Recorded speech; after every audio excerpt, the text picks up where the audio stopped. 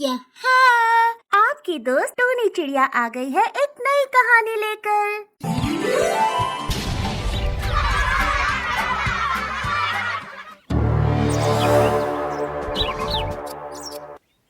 भूतिया पेड़।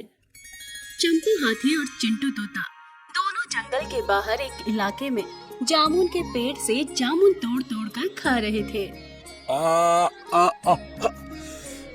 चंपू हाथी अपना मुंह ऊपर किए एक एक जामुन को अपने मुंह में लेने की कोशिश कर रहा था, पर उसके मुंह में एक भी जामुन नहीं आता। अरे ये क्या कर रहे हो तोते भाई? मेरे मुंह में एक भी जामुन नहीं आ रहा है। अब मैं क्या खाऊंगा? अरे मैं ऊपर से जामुन तोड़कर नीचे फेंक तो रहा हूँ हाथी भाई। अब वो आपके मुंह में नहीं जा रहे तो इसमें मैं क्या करूँ? चिंटू तोता एक एक जामुन अपने मुंह से तोड़कर नीचे फेंकता जाता है, पर हाथी के मुंह में एक भी जामुन नहीं जाता। ये देखकर हाथी गुस्से में आ जाता है। मुझे एक भी जामुन नहीं मिल रहा है। अब मैं इस पेड़ को जिंदा नहीं छोड़ूंगा। मैं इसे तोड़ दूंगा। अरे नहीं नहीं हाथी भाई, पेड़ मत तोड़ना। तभी चंपू हाथी गुस्से में आकर उस अनजान जामुन के पेड़ को अपनी सूंड से पकड़कर उखाड़ देता है, जिसके बाद वो विशाल जामुन का पेड़ जड़ से उखड़कर नीचे जमीन पर गिर जाता है। ये देखकर चिंटू तोता कहता है, नहीं। अरे ये क्या हाथी भाई? अरे पेड़ उखाड़ने से पहले एक बार देख तो लेते कि मैं पेड़ पर बैठा था। अरे अगर मैं सही समय पर ध्यान नहीं देता ना तो आज तो मेरा टिकट ही कट चुका होता। हाँ, ऐसे पेड़ों से ना मुझे बहुत गुस्सा आता है तोते भाई, इसीलिए मैं इन्हें उखाड़ देता हूँ। हर बार मेरे साथ ऐसा ही होता है, मुझे कुछ खाने को मिलता ही नहीं है। अरे क्या हाथी भाई, बड़ी मुश्किल से तो एक जामुन का पेड़ मिला था, वो भी अपने हाथों से चला गया। अब फिर से कोई नया पेड़ ढूंढना होगा हमें जिस पर फल लगे हों। दोनों उदास होकर वहाँ से जाने लगते हैं। तभी चिंटू तोता देखता है कि वही जामुन का पेड़ जिसे चंपू हाथी ने तोड़ दिया था, वो अपने आप चलते हुए चंपू हाथी और चिंटू तोते के पीछे आता है। ये देखकर चिंटू तोता घबरा जाता है। अरे हाथी भाई, ये क्या हो रहा है? अरे क्या हुआ तोते भाई? अरे हाथी भाई, वो जामुन का पेड़ हमारे पीछे आ रहा है, जिसे आपने तोड़ा था ना वो। क्या? ये कैसे हो सकता है तोते भाई? अरे टूटा हुआ पेड़ कैसे चल सकता है? तभी वो पेड़ एक भयानक भूत बन जाता है और वो तेजी से दोनों के पीछे आता है। ये देखकर हाथी और तोता दोनों तेजी से भागते हुए अपने जंगल में आ जाते हैं और सारे पक्षियों और जानवरों को जोर जोर से चिल्लाने लगते हैं। तभी वो भूतिया पेड़ वही जंगल में आकर रुक जाता है। अरे ये दोनों तो पूरे जंगल में शोर मचा रहे हैं। अगर किसी ने मुझे देख लिया तो मैं अपने शिकार कैसे करूंगा? मुझे तुरंत इसी जंगल में एक पेड़ का अवतार ले लेना होगा। तभी वो भूतिया पेड़ उसी जंगल में एक बरगद के पेड़ का अवतार ले लेता है।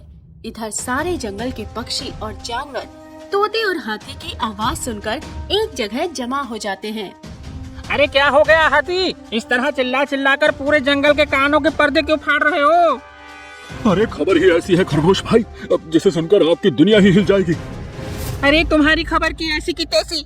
अरे पूरे 5 साल के बाद मुझे अपनी महबूबा से प्यार भरी बातें करने का मौका मिला था और तुमने अपना गला फाड़ फाड़ कर मेरी महबूबा को डरा दिया, जिसके बाद वो यहाँ से भाग गई।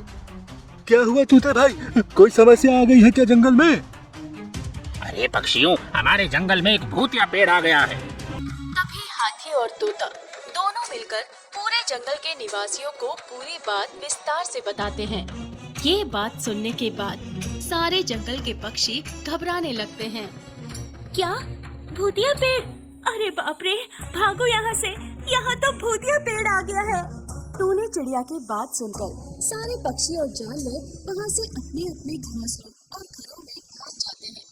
देखते ही देखते रात हो जाती है। पूरे जंगल में गहरा सन्नाटा छाया हुआ था।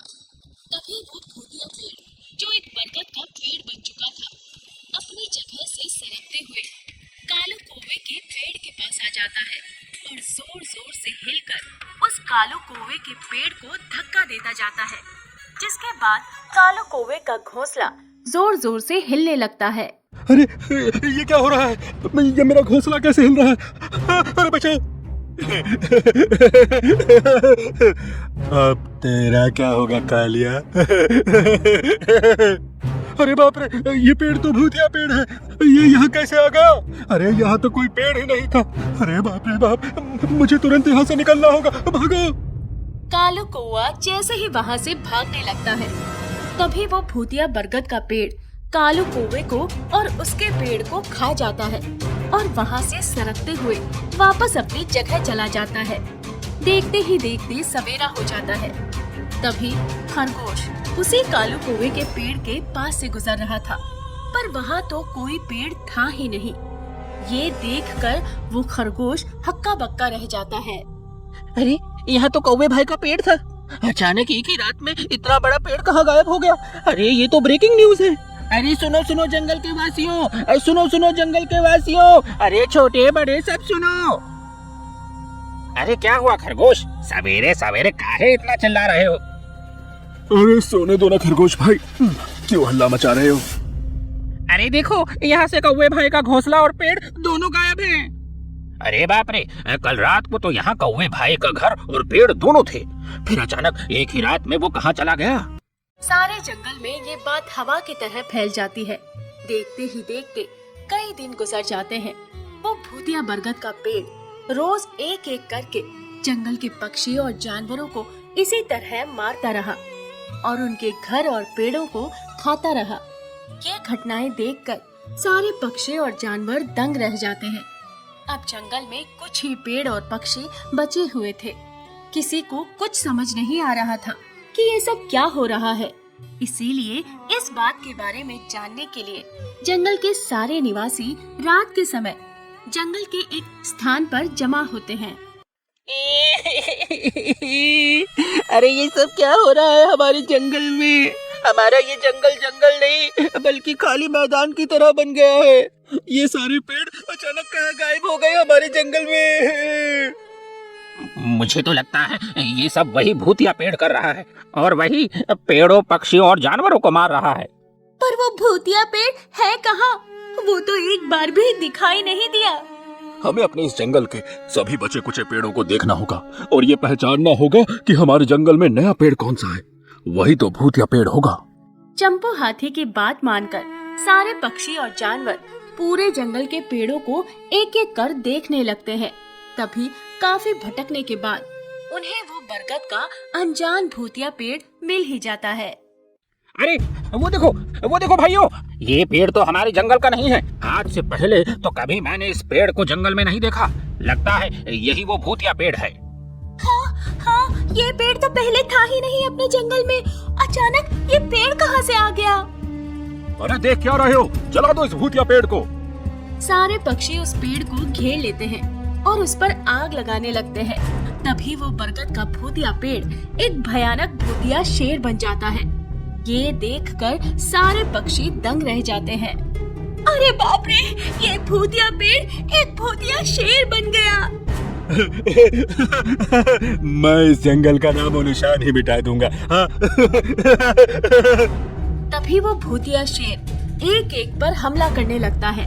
सारे पक्षी और जानवर इधर से उधर भागने लगते हैं। अरे मेरे लिए रुको रे, मैं इतनी तेज नहीं भाग सकता, रुको ना। तभी वो भूतिया शेर एक एक कर कई सारे पक्षी और जानवरों को जख्मी कर देता है। पूरे जंगल में हर तरफ खून ही खून बिखरा पड़ा था। सारे पक्षी और जानवर बुरी तरह से घायल हो चुके थे। अरे ये भूतिया शेर तो बहुत खतरनाक है। ये तो हमारे पूरे जंगल का विनाश कर देगा। ये समस्या मेरे कारण इस जंगल में आई है। अब मुझे ही इस समस्या का हल निकालना होगा। तभी चंपू हाथी धीरे धीरे एक बड़े से पत्थर के ऊपर जाता है। तभी वो भूतिया शेर खरगोश के पीछे पीछे उसी पत्थर के नीचे आकर खड़ा हो जाता है। ये देखकर चंपू हाथी सीधे उस भूतिया शेर के ऊपर गिर जाता है, जिसके बाद वो भूतिया शेर वहीं दब जाता है। अरे आग लगा दो मुझे, जंगल के पक्षियों, मुझे आग लगा दो। नहीं नहीं हाथी भाई, आप भी मर जाओगे। मेरी चिंता ना करो, तुम लोग आग लगा दो मुझे। तभी सारे जानवर और पक्षी चंपू हाथी को आग लगा देते हैं, जिसके बाद चंपू हाथी के साथ साथ वो भूतिया शेर भी जलकर भस्म हो जाता है और हमेशा हमेशा के लिए खत्म हो जाता है। इस तरह चंपू हाथी ने अपनी जान गंवाकर पूरे जंगल के पक्षियों और जानवरों का जीवन बचा लिया।